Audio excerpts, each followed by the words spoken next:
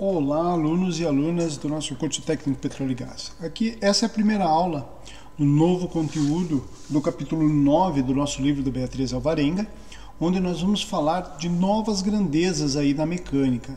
Essas grandezas são impulso e quantidade de movimento, ok?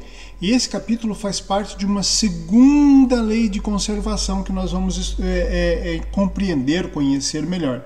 Nós entendemos, vocês viram sobre energia, conservação de energia mecânica, agora nós vamos falar de uma segunda lei de conservação que está muito ligada àquela que vocês já conhecem. Tá? Então, o nosso conteúdo ele vai tratar nesse primeiro vídeo, esse vai ser um vídeo curto, eu vou dividir em vários vídeos curtos para não ser tão maçante, e o conteúdo da primeira aula também, que é o de impulso e quantidade de movimento. Em seguida, nós vamos entender como que a quantidade de movimento, como que acontece, como se comporta num sistema de N partículas. Depois nós vamos falar sobre conservação, e aqui, dando um spoiler para vocês, conservação da quantidade de movimento, como que acontece isso, quais as condições, forças impulsivas, e vamos falar sobre o principal, sobre as colisões. Tudo que nós vamos entender aqui vai ser para chegar aqui em colisões, tá? Para poder desenvolver alguma coisa em torno de colisões. E ao final vamos falar um pouquinho sobre a descoberta do nêutron que está no livro de vocês. Ok? Então vamos em primeiro lugar definir essa grandeza, essa nova grandeza chamada impulso. Essa grandeza impulso surge como nesses exemplos aqui que eles estão mostrando, onde tem um jogador de futebol dando um chute numa bola. Então, o que ele está fazendo aqui? Ele está aplicando uma determinada força num intervalo de tempo. Tipicamente, esse intervalo de tempo deve ser um intervalo pequeno, rápido. Então, durante um curto intervalo de tempo, ele aplica uma determinada força. Mesma coisa, eu tenho aqui esse jogador de tênis, ele está usando a raquete para aplicar essa força sobre a bola. Aqui eu tenho a situação de um jogador de beisebol usando o bastão para aplicar essa força sobre a bola, e aqui eu tenho um zoom, assim, uma aproximação do que está acontecendo aqui. Eu tenho um taco aplicando uma determinada força sobre a bola. Então, toda vez que eu tenho esse tipo de fenômeno, onde eu aplico uma determinada força em um tempo muito curto, eu vou ter o que eu chamo de impulso. E esse impulso é definido como sendo a multiplicação da força por esse intervalo de tempo em que ela foi aplicada sobre o objeto. Simples assim, não tem muito o que inventar. Agora, o que nós vamos observar nessa expressãozinha aqui, que saiu aqui, impulso I é igual a F vezes ΔT. Primeiro lugar, a força é uma grandeza vetorial. O tempo é uma grandeza escalar. Se eu estou multiplicando um vetor por um escalar, eu vou ter aqui uma grandeza também vetorial. Então, o impulso é uma grandeza vetorial. Mais do que isso, se eu estou multiplicando os dois aqui, e o tempo nunca vai ser negativo, correto? O tempo nunca vai ser negativo, eu tenho que esse impulso sempre vai ter mesma direção e sentido da força F. Então, assim como a força F, nesse caso, está sendo aplicada sobre a bola da minha esquerda para a minha direita, o impulso também será. Ok? E aqui a próxima observação que nós temos sobre a unidade, né? Nós sempre temos que avaliar a unidade. Nós sabemos que força é Newton, tempo é segundo, então vai ser Newton vezes segundo. Cuidado, eu talvez daqui a pouco acabe me enganando e fale, aqui tropece não e fale Newton por segundo. Isso aqui não, gente, por favor, tá? Prestem atenção aí nisso. Não entendemos o que é um impulso, a aplicação de força durante um pequeno intervalo de tempo. Vamos fazer esse exemplo aqui só para nos esclarecer, ver como não é muito difícil. E aqui fala, a resultante das forças que atuam no corpo acima, eu tenho aqui essa situação, meio estranha esse desenho, mas vamos entender, eu tenho aqui uma bolinha sendo puxada por uma força resultante F. Então a bolinha acaba se deslocando, isso aqui seria a sombra dela, assim, né? Ela acaba se deslocando. E eu desloco essa bolinha, puxo por uma força F, e ela sai de uma posição, que eu vou chamar de uma posição A, e vai para uma posição B. Na posição A, ela tinha uma velocidade V1. Na posição B, ela vai ter uma velocidade V2. Bom, vocês sabem, né, pela segunda lei de Newton, se eu tenho uma força resultante diferente de zero aplicado sobre um corpo de massa m, eu vou ter uma aceleração. Aceleração, variação de velocidade. Então, fecha com tudo que a gente já conhece. Tá? Aqui o que ele fala? Então, ele atua, as forças que atuam no corpo acima valem. Então, ele sabe o valor das forças. 4 newtons, força resultante. Isso aqui não me interessa quantas forças estão atuando. Força resultante é 4 newtons. E atua durante o intervalo de tempo ΔT igual a 6 segundos. Qual o impulso recebido pelo corpo? Simples. Impulso vai ser igual a força vezes ΔT. Eu vou forçar vocês, vamos criar o hábito de usar a notação vetorial aqui, para algumas análises será importante no futuro, tá? Então vamos manter essa notação vetorial. O que eu tenho aqui? O impulso, que é o que ele pede, impulso vai ser igual módulo da força, 4 newtons, vezes tempo, 6 segundos. Multiplicando 6 vezes 4, 24, o que? Newton vezes segundo. Simples assim, fácil e tranquilo, ok? Visto isso, vamos definir então o que nós chamamos de quantidade de movimento. Eu usei essa terminologia porque o livro de vocês também, o livro de vocês usa, mas muitas vezes vocês vão ouvir falar em momento linear, ok? Então vocês vão ouvir falar muitas vezes em quantidade de movimento, outras vezes vocês vão ouvir falar em momento linear. É a mesma coisa, a mesma grandeza. O que acontece? Eu vou analisar o que acontece, não vou olhar a força, qual é o efeito da força. Me interessa nessa grandeza saber que eu tenho um corpo de massa m e esse corpo está se deslocando com uma velocidade v. Só isso que me interessa. Massa e a velocidade. Bom, essa grandeza, quantidade de movimento, que normalmente é apresentada pela letra Q minúsculo, quando eu trato de um único corpo. Muitas vezes vocês poderão ver também Q maiúsculo, ok? Nós vamos falar daqui a pouco no sistema de corpos, aparece como um Q maiúsculo. Algumas vezes vocês poderão encontrar em alguns livros representado como P minúsculo ou P maiúsculo, ok? Normalmente no livro de vocês e os livros de ensino médio tratam com Q. Bom, como que se define essa quantidade de movimento? É simplesmente a multiplicação da massa vezes a velocidade do corpo. E olhando, analisando essa expressãozinha, o que nós temos? Ela é uma grandeza vetorial, como que eu sei, né, gente? Aqui é um escalar, aqui é um vetor, escalar vezes vetor vai dar um vetor. É uma grandeza vetorial. Ela tem a mesma direção e sentido de V. Eu tenho um escalar sempre positivo, massa também sempre vai ser positivo, não vai ser negativo. Um escalar positivo multiplicado por um vetorial vai me dar um vetor com mesma direção e mesmo sentido, só vai mudar o módulo, correto? E a unidade no sistema internacional vai ser lá a massa, olha lá, ó, quilograma vezes metros por segundo. Está lá a unidade no sistema internacional para a quantidade de movimento. Tá? Então essa grandeza ela relaciona a massa com a velocidade, assim como a energia cinética faz, né? A energia cinética também dá essa relacionada da massa com a velocidade, mas são grandezas um pouco diferentes. Mais tarde nós vamos usar, vamos estar sempre comparando essas duas, calculando essas duas grandezas. Então, agora o que nos interessa é saber, tá, eu falei do impulso, falei da quantidade de movimento, mas a pergunta é como que essas duas grandezas se relacionam? Como que eu vou relacionar uma com a outra, principalmente matematicamente, né? Vou olhar a matemática aqui para entender como que elas se relacionam. Bom, aqui essa figurinha que a gente falou já, né? Uma força puxando esse corpo com uma força F, daí esse corpo tinha uma velocidade V1, vai ter depois uma velocidade V2.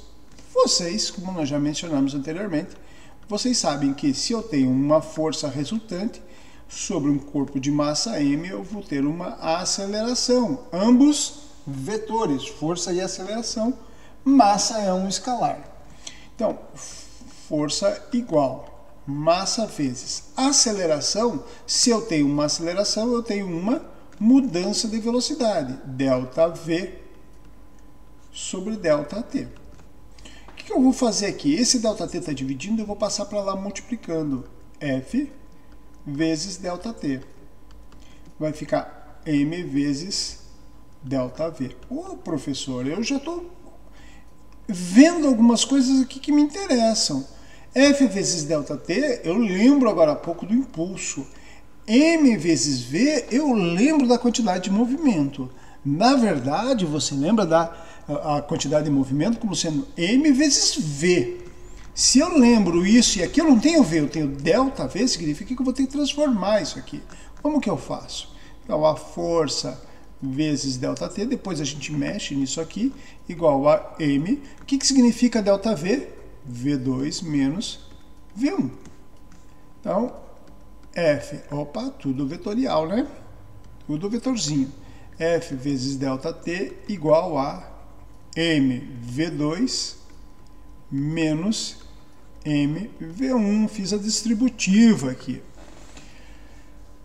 Agora sim eu olho. Quem é m vezes v? Vai ser a quantidade de movimento 2. Quem é m vezes 1? V1 vai ser a quantidade de movimento lá na posição 1. Quem é esse cara aqui? É o impulso. Então, eu sei que impulso é igual a Q2 menos Q1. Opa, que maravilha! E ao mesmo tempo eu volto para essa notaçãozinha que eu vi aqui e eu cheguei a essa conclusão. O que é o delta? É sempre final menos inicial, como nós fizemos na velocidade. Final menos inicial. Então isso significa que impulso vai ser o que? Delta Q. E os dois são vetores, não podemos esquecer da notação vetorial. Ok?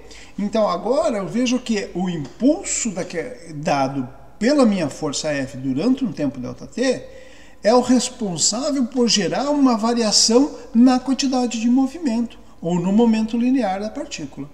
Ok? Mais do que isso, outra conclusão que eu posso chegar aqui, o impulso nós vimos que ele é medido em Newton vezes segundos. E nós vimos que a quantidade de movimento, ou a variação da quantidade de movimento, quilograma vezes metro por segundo. Fechou, certo? Então nós já vimos que é a mesma coisa. Só importante aqui,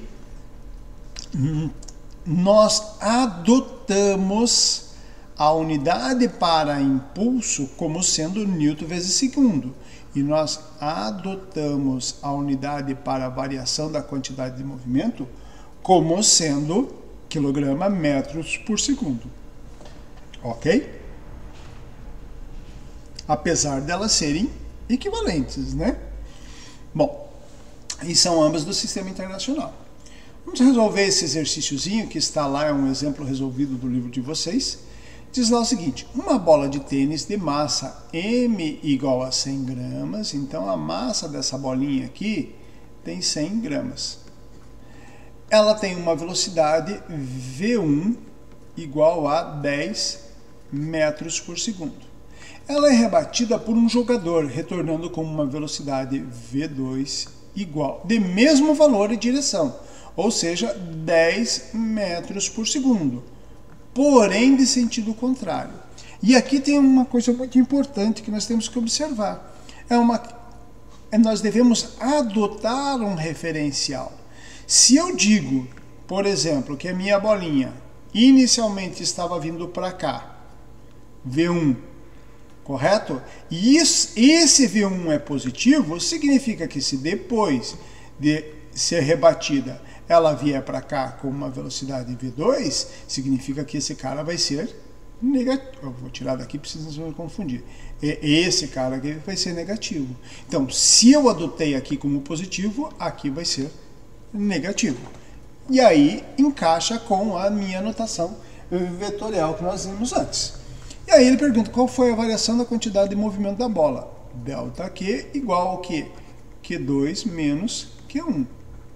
vetorzinho, vetorzinho, só para a gente não esquecer. É importante usar, não tenho preguiça de usar notação vetorial. Por quê? Porque teu cérebro vai acostumando com isso e você vai aprendendo a não esquecer, de adotar referência, de usar o sinal correto. Então, usem a notação vetorial. E aqui nós temos ΔQ. Bom, Q2 e Q1 vai ser M. Opa!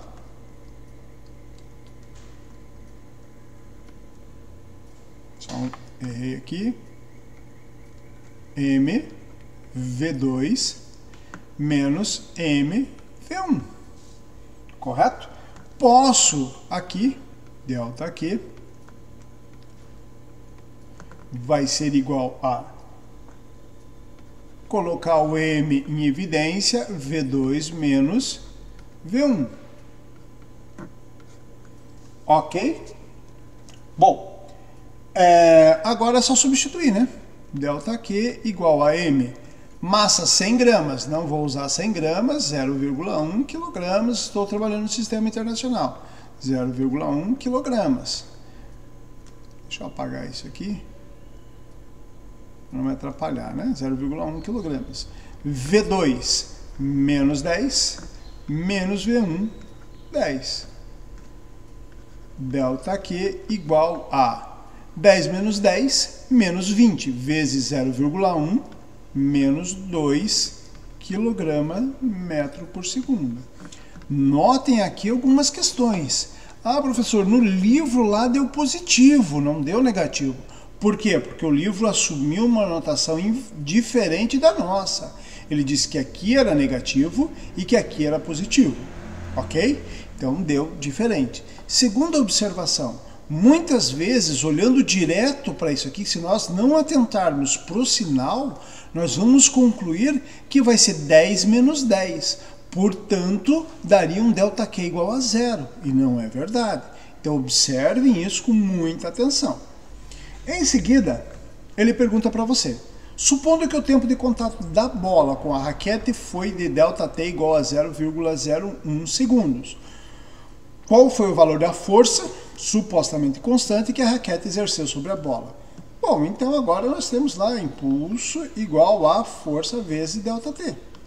Nós temos o tempo e temos o impulso, não temos o impulso? Como que nós temos o impulso? Nós sabemos que impulso é a variação da quantidade de movimento. Então, com isso, nós podemos simplesmente substituir os valores lá. Ó. ΔQ menos 2 igual a força, que é o que ele quer, vezes um ΔT 0,01. ΔT, o 0,01 passa dividindo, F igual a menos 2 divididos por 0,01. Aqui vai ficar menos 200 newtons. Está aqui a força aplicada pela raquete. E aí você vai me perguntar, e é importante que você se pergunte pelo menos, por que esse sinal de menos aqui? O que significa esse sinal de menos? Muito simples. Se eu adotei o sentido positivo para minha bolinha vindo para a minha esquerda, significa que eu vou aplicar uma força F para a minha direita. Então eu terei aqui um sinal negativo. Ok? Simples assim. Então esse conteúdo é tranquilo, é relativamente simples, aproveitem isso. E daí no próximo vídeo nós vamos entrar agora num sistema, quantidade de movimento, sistema de partículas. Vamos entender o que acontece em vez de ter aqui só uma partícula, quando eu tenho um sistema de partículas. Então até o próximo vídeo.